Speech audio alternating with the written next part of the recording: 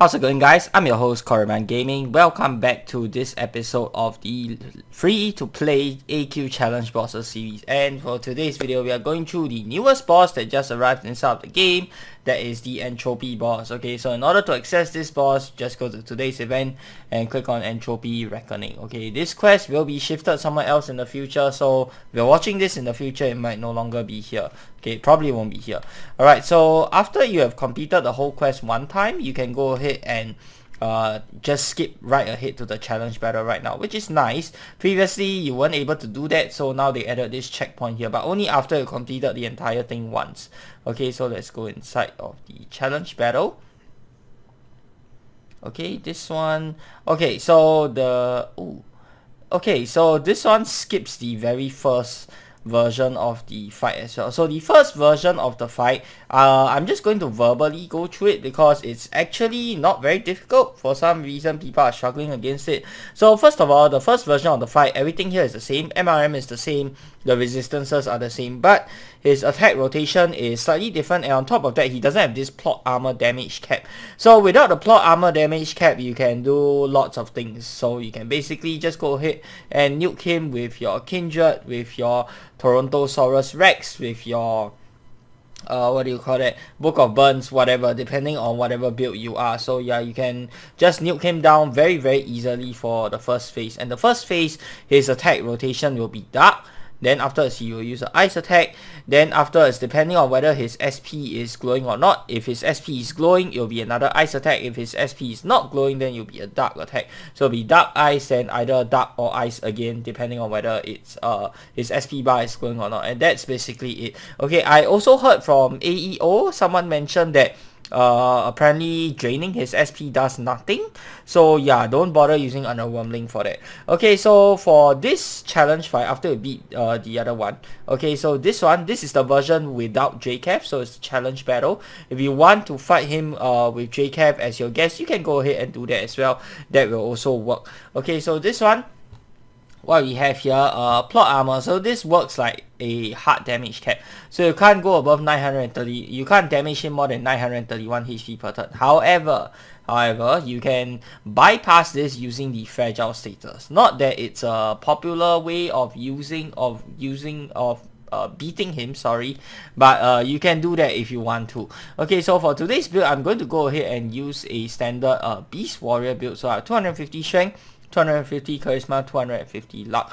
Okay, so for the items here, we have Zabra's hammer. Any light or fire weapon will work. It honestly doesn't really matter that much.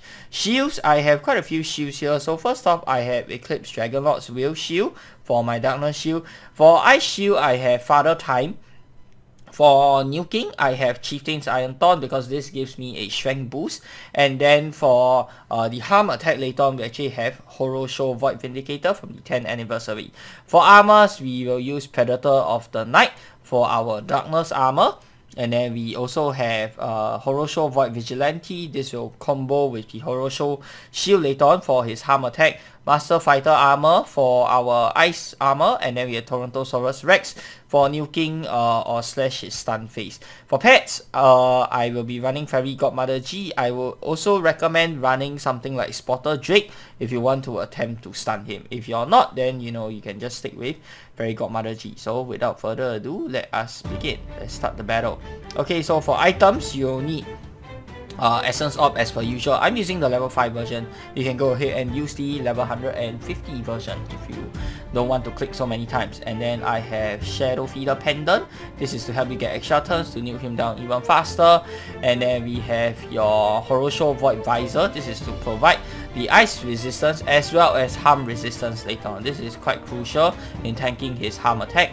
And then last but not least, we have Crystal of Restless Shadows. This will help you to tank his darkness hits. Okay, so starting off the battle, let's go ahead and swap Fairy Godmother to healing HP. And then we have Shadow Feeder Pendant. So ideally you want to get as many turns as you can. I would say 5, 6, maybe even more. Just as many times as you can possibly get it. Okay, so I am going to try for I'm gonna try and get 2 to 3 full bars of SP and see how many rounds I get. If you don't get, if you get super unlucky, you can just go ahead and reset the fight. It doesn't really matter that much, but it shouldn't be super duper hard, I think. So let's go ahead and see. He doesn't have boss boost, so you got that going for it. Okay, so we got 4 rounds now. I think I want to go for just one more bar of SP, and then we'll just use it and see how many turns we end up with. This one, I don't know if you need health pots or not, but I have health potions ready. Most people should at least have a few health potions anyway, so I don't really think you need to specially go ahead and farm for those or whatnot. Right, so let's go ahead and use Shadow Feeder one more time. 2, 3, 4. Okay, so you got 6 rounds. I think 6 rounds is okay.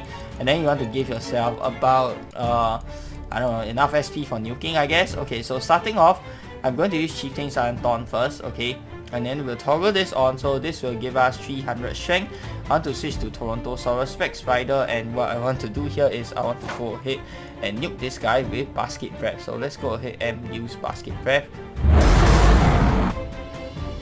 Okay, now we can switch back to our Predator of the Night, which is our Darkness Armor. You want to switch back to Darkness Shield. You can use Eclipse Dragonlord Shield's SP barrier effect if you want to. If you have Despair SP, I'm not going to bother using it. So we'll just you know, get a little bit more SP for the next turn.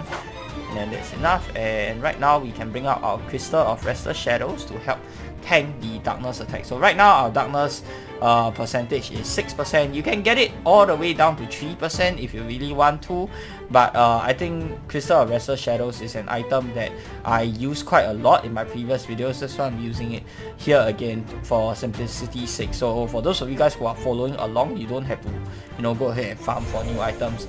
Head of Radius Dragon is another option though. That one you kinda have to, what do you call that? Head of Radius Dragon, you will need to waste the turn. So yeah, I don't really recommend that. Okay, so next up will be his ice attack, but it's okay because we still have quite we can still go ahead and continue nuking him. Okay, so back to Torontosaurus here, like that, and then skills we can do Basket Breath. You also have this damage reflect, reflecting 200% of damage back to you. That's not such a big deal in my opinion. Like, it will hurt a little bit, but I don't think it's the end of the world. Okay, so now we switch back to Predator of the Night shield. We can go ahead and use our Eclipse Dragonlord's Will Shield. And then Crystal of Restless Shadows. Go ahead and pot up on your HP pot. There we go.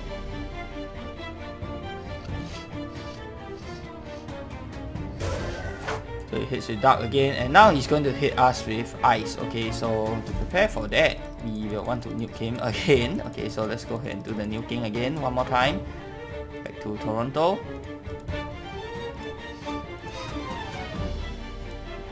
If you have more forms of damage boosting, you can go ahead and use those now, but you're going to get hard stuck at the 931 HP per turn anyway, so it's really not that big a deal. Okay, so now we'll go into Master Fighter for the Ice Resistance, and Shield we'll use Father Time. So now you can see our Ice Resistance is 13%, but we can bring that down even more. Let's go ahead and use Horosho Void Visor. This will cut it by half, so technically it's around 6 to 7% for Ice Resist right now. So I'm going to drink a health pot here just to make sure that we don't die or anything. Okay, so Fairy Godmother is going to heal, very nice. So yeah, this hits pretty hard even at low resistances, so you just gotta keep that in mind. And then his next attack is going to be an auto hit harm nuke attack. Okay, so keep that in mind. We'll go into Torontosaurus first, and then we can go ahead and nuke him. Always want to try and nuke him as much as you can. Oh, you can also bring along the Gallanov gas if you like. Shout out to Gibby for that idea. Gallanov gas will do about 500 void damage every turn to him, so that makes the fight even more easier since he's tagged as a dragon. But if you don't want to get the Gallanov gas, you can go ahead and use this Metal of Mine as well. Okay, so let's do Basket Breath. Okay, back to our... Okay, so for this one, he's going to do an auto hit harm attack. So if you're playing Dodge Slash, this is something you want to take note of. You cannot go ahead and tank this, okay? So So let's go ahead and bring out our full horror show items. Oh god. Oh lord, I forgot about the weapon. I completely forgot about the weapon, guys. Yep, it's not going to work without the weapon, I think. Yeah.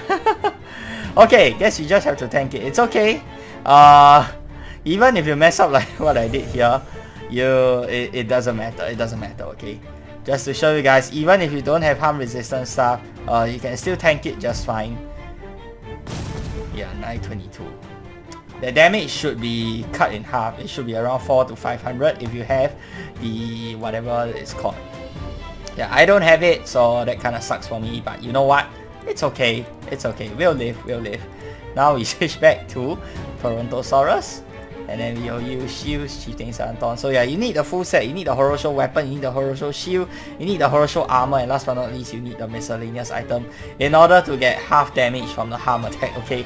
I actually forgot here, so I took like 500 more damage. But you know what, it's completely fine. You just need to maybe use 1 or 2 more health pots if you forget like me. But yeah, it's not a big deal. It really isn't. Oh! The special triggered. Okay, so the special triggers like that.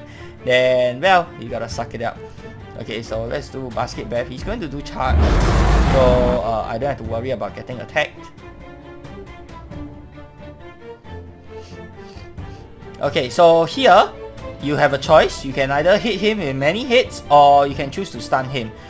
There aren't many good free-to-play options of stunning him.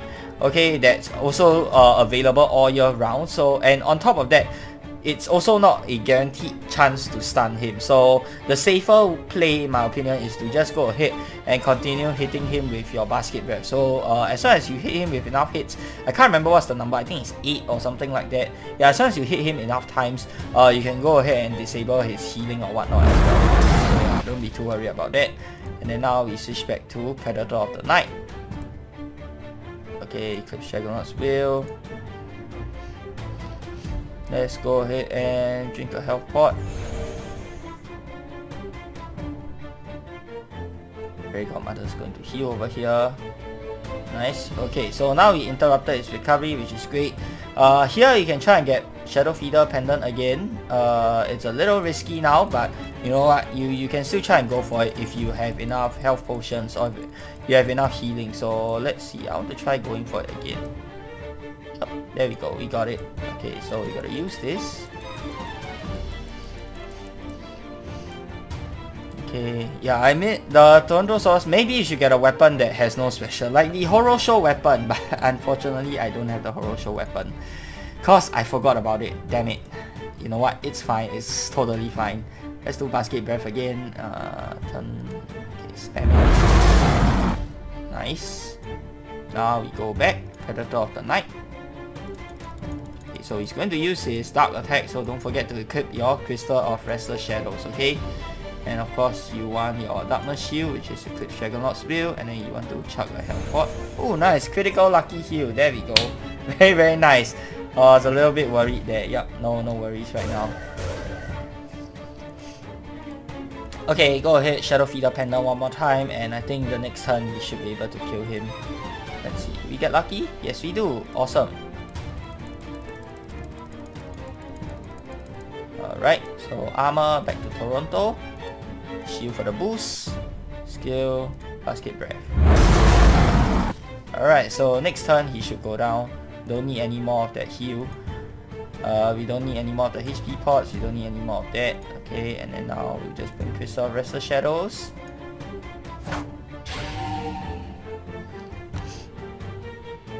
Alright, so I use 6 health pots. Should have been 5, honestly, or even lesser than that because I failed on the Horror Show part. Okay, so do as I say, not as I do. Next up, he's going to use Ice Attack, so Master Fighter, Father Time, and Horror Show Visor, just in case we don't manage to kill him, okay? But I think we should be able to kill him. Let's see. There we go. Okay, so yeah, that's how you beat the Entropy challenge fight. Let me know what you guys think down in the comment section below. How do you guys find this fight? And of course, if this video helped you, then be sure to give this video a thumbs up and of course subscribe to this channel if you guys would like to see more of such future content. Till the next time, I'm your host Korriban Gaming. Peace out.